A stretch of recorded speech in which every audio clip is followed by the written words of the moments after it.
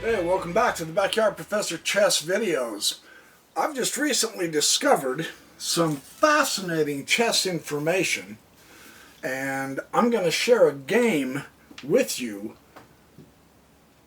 with this really, truly, largely unknown and unappreciated chess rivalry that we don't hear a lot about today.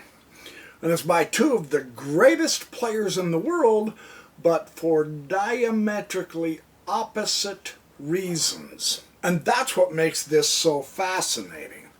Mikhail Tal, the attacker par excellence, against Viktor Korchnoi, the absolute defensive player par excellence. Korchnoi became so well known for his defensive techniques and then his counterattack that he was called the Tal in reverse. Very interesting. This is out of Garry Kasparov's magnificent series, My Great Predecessors, Part 5. I want to read a paragraph to you, and then I want to play this fabulous historical game between these two titans. It is well known that for Tal, Korchnoi was the most difficult and awkward opponent.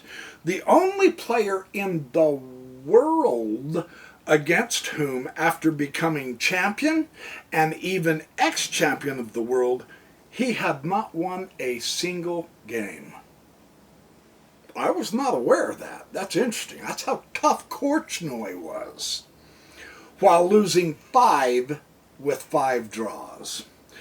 For many years afterward, too, the character of their chess relations did not change. Before their candidates' semifinal match in 1968, that would have made me 7 years old, the score in their decisive games was 9-1 in Korchnoi's favor, and after the match it became 11-2. And only toward the end of their rivalry in the mid-1980s did Tal manage to improve slightly on the catastrophic balance. I think Tal managed to win 5 times against Korchnoi in over 20 games. It was probably Korchnoi's quote-unquote crooked style that did not allow Tal to dictate matters in games with him as when playing other opponents. Tal liked to sacrifice and seize the initiative, but this did not bother Korchnoi. He happily took everything that was going, defended tenaciously, and at the first opportunity launched a counterattack. And the main thing, he did not lose his head in the face of a fierce Tal attack. And he was the only player in the world who never lost his head against Tal. Despite the mutual mistakes and inaccuracies, this game I'm about to show you is very typical of the clash between two diametrically opposed chess conceptions, attack and defense. So let's take a look at this. I'm going to do several videos on the unappreciated, the most underappreciated, greatest chess player in chess history to never become world champion, Viktor Korchnoi. Kasparov has opened my eyes to a whole new dimension of chess I never even knew existed, and it's absolutely fantastically interesting. The history, the politics, the intrigue. Korchnoi was in the era, well, I mean, He was in Bobby Fischer's era, but after Fischer disappeared from the scene, the rivalry between Korchnoi and Karpov occurred for 8 years. And it's a fantastic chapter in the history of chess with some staggering chess games that we all can learn from. Really different stuff. So here, Korchnoi deploys one of his very favorite defenses against white, the French defense. He also loved the Grunfeld defense, and he was a master of it. Tal is white, Korchnoi is the black pieces. Knight c3, but let's watch Tal work his magic here now.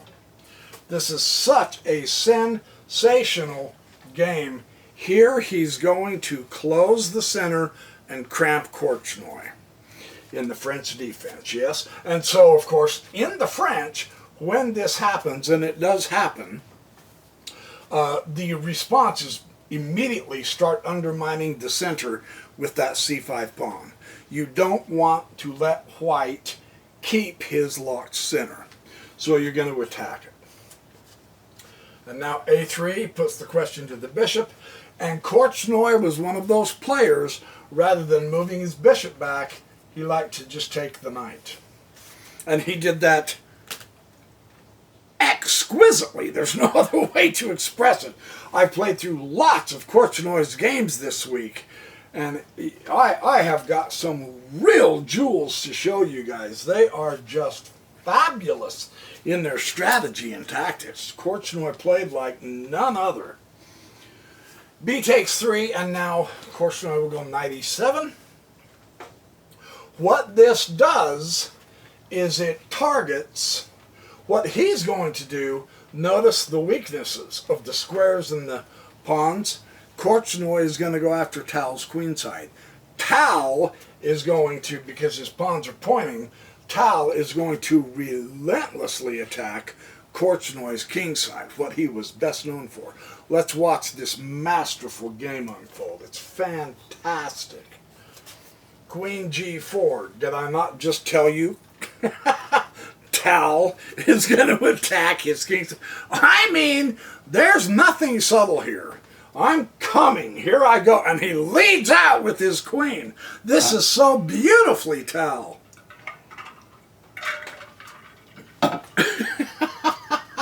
That's funny. I think that's funny. And now knight f5. Korchnoi brings up the defenses. What Korchnoi said in his notes to his game is he wanted to catch Tal in a variation. The normal response here is not knight f5 in this instance. I can't remember exactly what it was, but he said, I worked for weeks to get Tal caught in this specific variation, and he caught him. But this is the only time in his entire career Korchnoi ever played knight f5. So let's see what Tal fell into. Very interesting how this works. Bishop d3 hitting the knight. h5 hitting the queen. Nothing really drastic because queen goes to h3. The notes say, however, that number one, Tal did not like this position. Queen h3 left him seething. He was not happy about having to go there. He wants to confront and attack right now, and that's the variation. It is a psychological war that Korchnoi, as a defender, played better than any other player in his day. And he did this with every opponent he played. So he is psyching Tal out, making him uncomfortable. And that's part of the battle of chess. So let's see what happens. And now C will take d4. He's going to undermine Tal's center immediately. And now knight f3, and there's a question mark and an exclamation point. It's an interesting move here, but the queen c7 gains a tempo for Korchnoi. Because now rook b1, and the reason queen c7 does is because he hits this pawn, which is a weakness, and he hits this doubled up pawn, which is completely hanging. So it's a great fork, and he eyes a5 as well, directly across from the king. That's why he moved it to c7. Tal saw all this, so he goes to rook b1. Not that it answered all of that, but now he immediately attacks the weakness. You notice how quick Korchnoi is to attack the weaknesses. That's one of the lessons of this game. This is good for us in our chess playing. When you see weaknesses, go right after them. That's the way to play the game, right? Now, here comes Tal on the king side. He said, okay, you had your tinker toy little fun. Now let me show you what I'm made of. And Korchnoi said, come get me. And Tal said, I'm on the way. Let's watch Tal function here. This is incredible. Well, the knight does come back to e7, and Tal begins cracking open the king side. They said that the battle here was so fierce, these guys were so intent on attack and defense, and we'll see this in this game, that neither one of them even got the chance to castle. And they are both grandmasters of the highest caliber, man, and neither one of them took the time to castle. I don't know if that's unique in the annals of history, but that's pretty awesome, man. Knight b to c6. Here come the forces. Bishop f4. The storm clouds are gathering. Tal doesn't even wait for Korchnoi to castle. He doesn't care. I'm going to attack you and come and get you. His option of rook g1 is splendid. This is the move that Korchnoi spends most of this game trying to make Tal forget. But Tal is made of sterner stuff. But that's the move Korchnoi does not want him to make. Because, of course, it will create more weaknesses on his king side. And Korchnoi wants to get to Tal's queen side because his queen side is just worthless, right?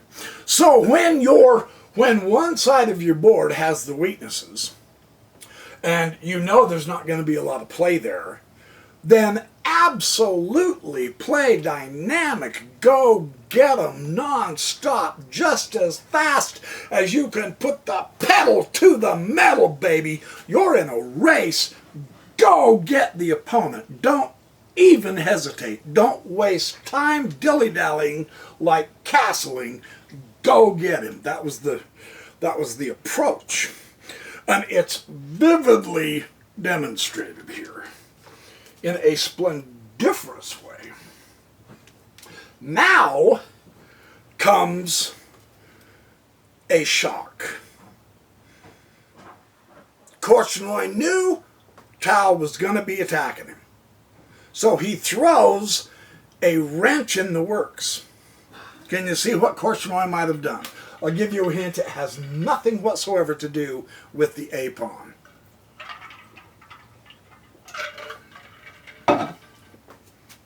Throw a trick question at you.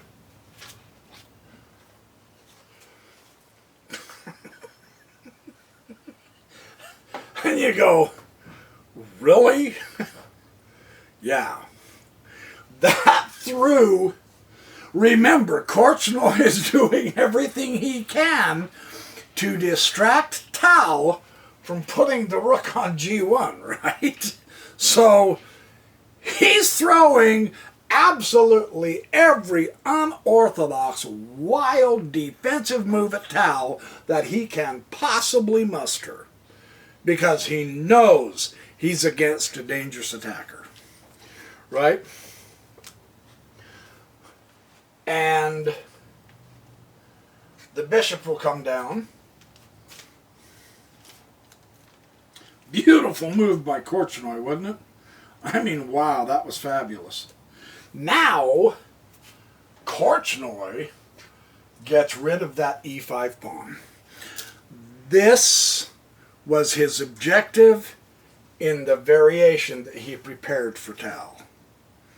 Notice Tal's center is gone in relation to the pawns. That's what Korchnoi wanted. What this did, and what it does, just for our benefit and use, and throughout the game, Korchnoi, Kasparov records a lot of Korchnoi's analysis of this game in detail, and also with computers. He says what this does is it opens up the lanes. The double-edged sword is it opens up lanes for Tal to attack, but it provides lanes for Korchnoi to counter-attack. He opens the center wildly.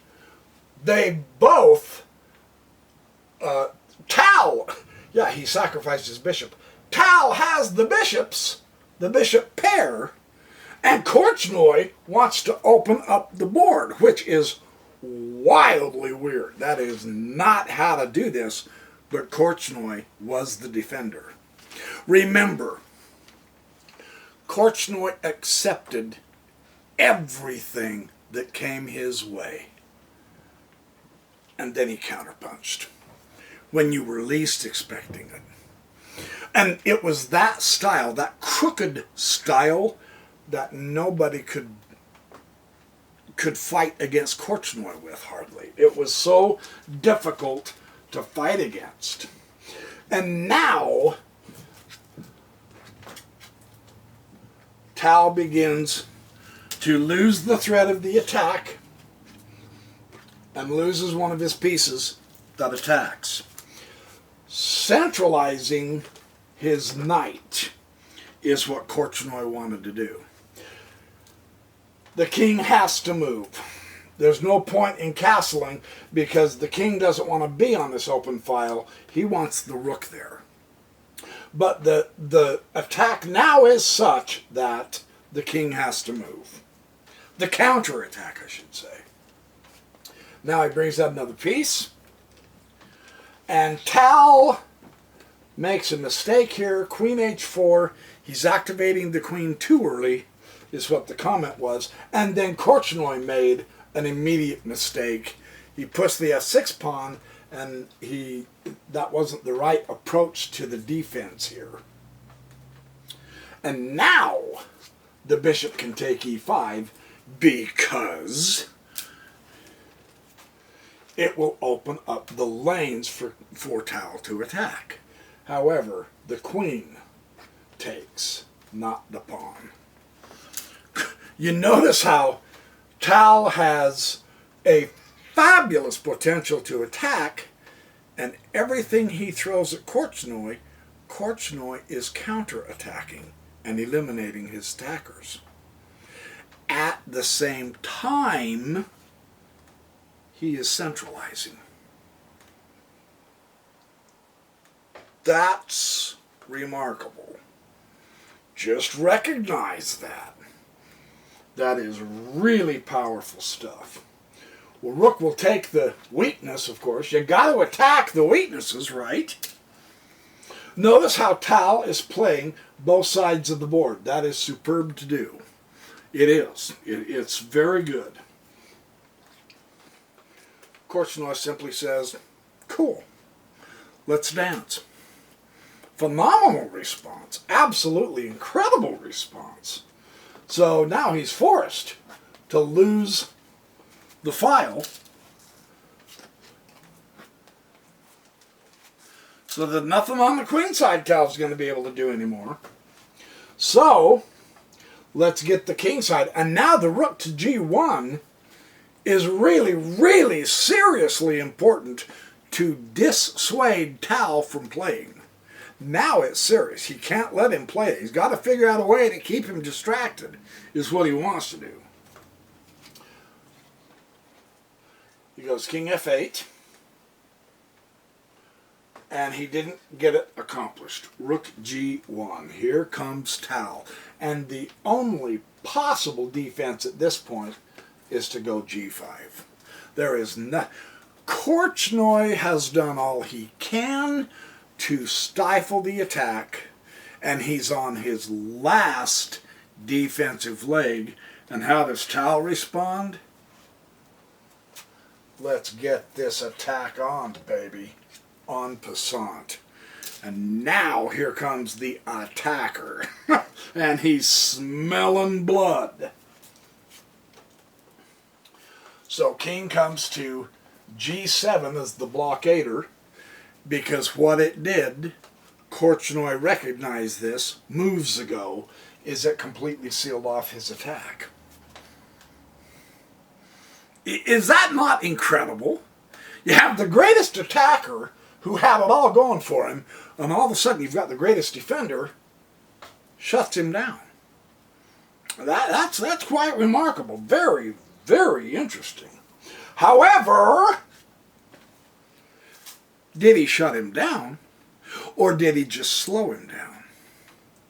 Tal relentlessly pursues his goal.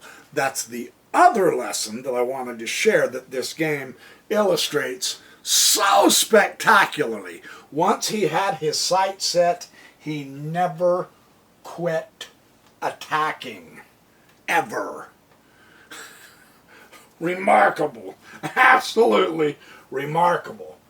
Korchnoi says that's prophylactic insurance for an end game to keep the queen coming into B4 later on. What Korchnoi is preventing with this supposedly waste of pawn move, which is, it's a very fine move according to Kasparov, is he says the last thing Korchnoi wants is somehow for Tal to sneak in the back door to get to his king. So he shuts that option down right there. So that wasn't a waste of time move. It's very, see, they're looking at the entire board and the complete relational context of the position. Because you're fighting with long range pieces, so that you have no choice. We have to learn how to practice seeing the entire length in just two moves. He could be on the backside. So Korchnoi shuts that down. I'm probably elaborating too much on that, but that is a critical component of this game. So now Tal is forced to play here and here only. Yeah? Unless, of course, he somehow finds a way to get his attack going there. I mean, it is Mikhail Tal, right? It ain't over, baby. No, this is really fun to see. Rook G3. Keeping an eye on this guy. Keeping an eye on this guy. You say, well, his bishop's there. He wants his bishop to be in the attack. Notice something really interesting beginning to happen, however. Korchnoi has more pawns. That could play a big role in the end of this game. So Tal is trying to play it smart and safe too. He wants to keep his attack options. And in this case, since it shut down because of that pawn, he wants to push that pawn to get him in tandem. If he can get that pawn up there in tandem, he's got him. And he's not that far. So Korchnoi's sweating bullets here. Yeah? What Korchnoi wanted to do is get rid of this side of the extra confusion and focus all his energy here, because that's what Tal's doing. Yeah, it's a great struggle. It is just enormously fascinating how they did this. And here's his counterattack. You're going, holy cow! That is incredible, isn't it? He hasn't forgot his defense, and he hasn't tried to weaken his pawn structure too much, even though it is. But this pawn is a traitor to Tal at this point in the game, which is why this pawn must come up and in. Because this pawn shuts down everything. And what's the rule of a passed pawn? Blockade it. Fabulous mixture of attack and defense, attack and defense. And now he's counterattacking. Really fascinating how this works. So the king comes to g2, and the queen goes right back to b7.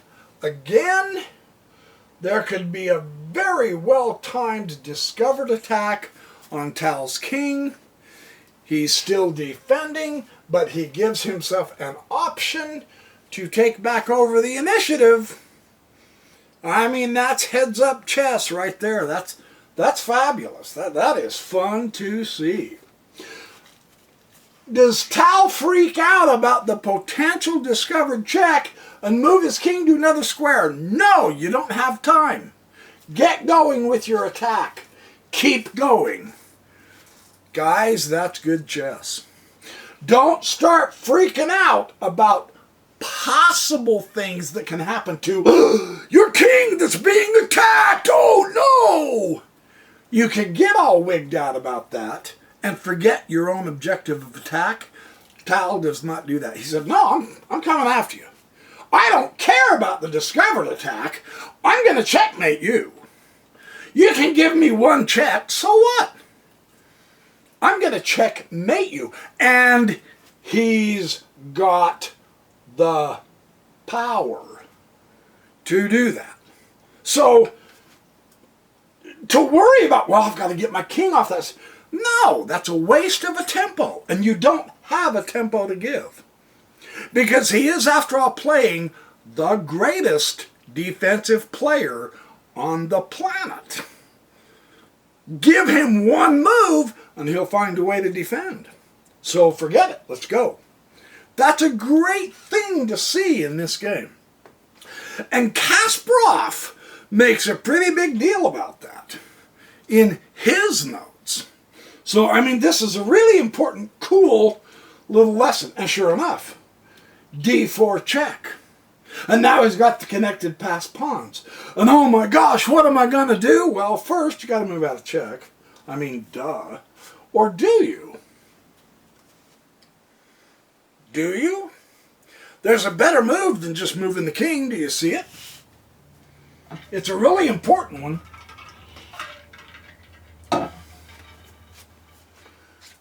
Bishop e4. Not bad. Better centralized power, blocking the check and making a threat of your own. So this is getting heavy. And now Korchnoi, rather than giving up the diagonal and the excellent position of his queen, brings his bishop into it as a defense slash offensive maneuver, because now this bishop is pinned to the king, which is an absolute pin. Not only is it pinned, it is attacked, which means Tal has to play sharp, right? The best way is just take it. And you lose another attacker. I know that. He knew that. But the best thing is to take it. Queen takes, check. Now the king goes to g1. And now the queen further centralizes. And look at the target. The pawn, the attacking pawn. And look at the clear diagonal. slashing right through the attacking army of Tal. Who's going to win this incredible game? And then Tal goes to f4. Hit the target. Yeah, I know it's defended at this point, but he's making contact with it. That's what's important. And now Korchnoi says it's not going to happen. For Korchnoi, the trade of the queens is a bonus. For Tal, if he can help it, he doesn't want to trade the queens, right? H6 check. And that is the blunder. I'll bet you thought I was going to say the winning move, huh? Tal still couldn't figure out Korchnoi. He gave it everything he had, and that lost. Let's see how. Simply because the rook takes. What happened was they were in time trouble, and I'm not trying to make excuses for Tal, because you can't take anything away from Korchnoi's defense. This is not to say Korchnoi did not play a hell of a game, but Tal just, he wasn't feeling really good, and he said, I honestly thought I saw a combination there that would work, and he didn't. So he lost it. Darn it. And then the queen takes 8-6 check, and that's where he lost it. Because then the king took 8-6. And that's when he said, oh, well, you know, G7. Watch how Korchnoi finished this.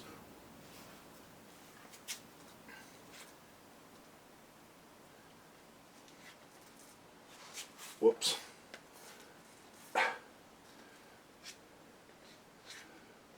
Oh, he took the rook. Check. And that sealed the deal, because he's got the pawns that will make it through.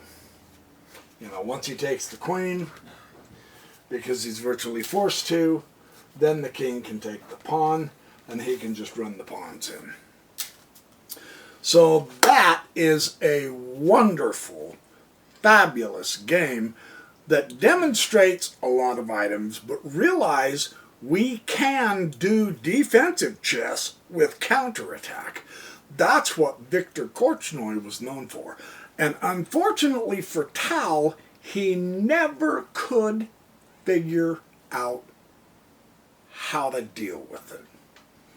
So there's one of the many games in this very, very famous rivalry, apparently famous. I did not realize Viktor Korchnoi was such a powerful opponent to so many of the world's great chess players.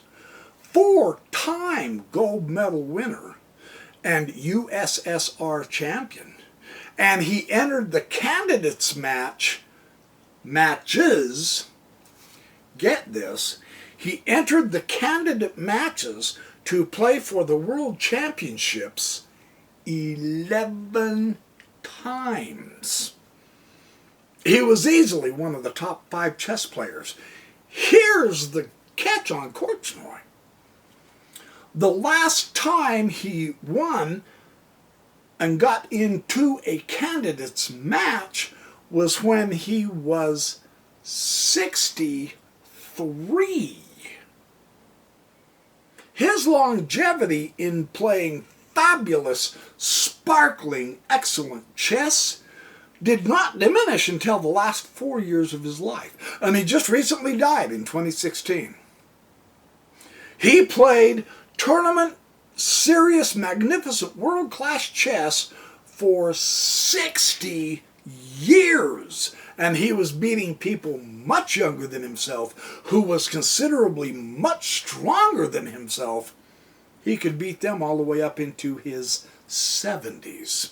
And he's one of the only players ever in the world to be able to do that. So quite a chess player. I've got some more games of Korchnoi and some of his historic battles and rivalries, more with Tal and some with Karpov and some with Kasparov and some with Poligovsky and Bronstein and Fischer. There were some fantastic chess games that he played. Very instructive for us. On the side of, you know how we all love to attack. Korchnoi demonstrates how to defend with the idea of counterattacking when your opponent's not paying attention. So anyway, a lot more of Korchnoi coming up. I think he's one of the most underappreciated chess players in the history of our game, and I'm going to do something to rectify that, because he is fantastic to look at. Kasparov spends over 200 pages and dozens of his games putting him in the historic context of the post-Fischer era after Fischer disappeared from chess contention. And I was amazed. I had no idea he was that influential in chess, but he was. So more to come. In the meantime, remember, be well, do well, be happy, have fun, be safe, be smart. Don't fall for the political slogans. They're not very valuable. It's just they're thinking of only themselves, and so we have to be wiser than they are, which isn't too terribly tough. We keep electing people who are far short of valuable and stellar, and we're paying for it right now. With hundreds of thousands of lives, we had better start rethinking this. So it's time to wake up and snap up, people. So anyway, that's all I'm going to say on that score. In the meantime, more chess coming. Thank you for watching my Backyard Professor Chess videos. I will see you in the next Backyard Professor Chess video.